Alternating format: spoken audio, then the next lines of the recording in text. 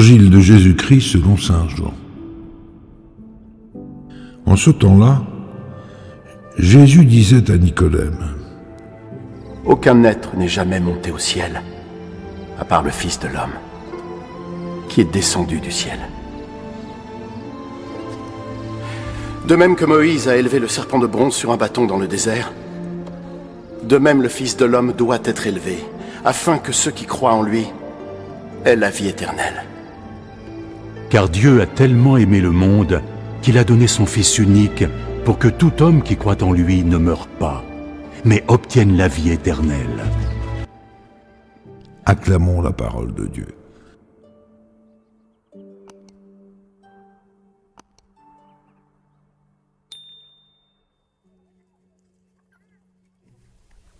Jésus est comme une charnière entre la terre et le ciel. Et la croix en est le signe. Dans la croix, il y a à la fois toutes les souffrances, les malheurs du monde, la mort, et en même temps la vie que Dieu donne au monde. Si l'on peut l'affirmer aujourd'hui, c'est parce que Jésus, le Fils de l'homme, a pris cette croix. Il l'a portée. Grâce au Christ, quand on regarde la croix, on peut y voir une victoire. La victoire de la vie sur la mort, de l'amour sur toutes les formes d'injustice. Une victoire qui trouve sa source dans l'amour, don de soi. Nous devons voir dans la croix Dieu qui a tellement aimé le monde qu'il a donné son Fils unique. Jésus l'a éprouvé cette croix. Il ne l'a pas subie, il l'accepte, il la porte. Ma vie, nul ne la prend, mais c'est moi qui la donne.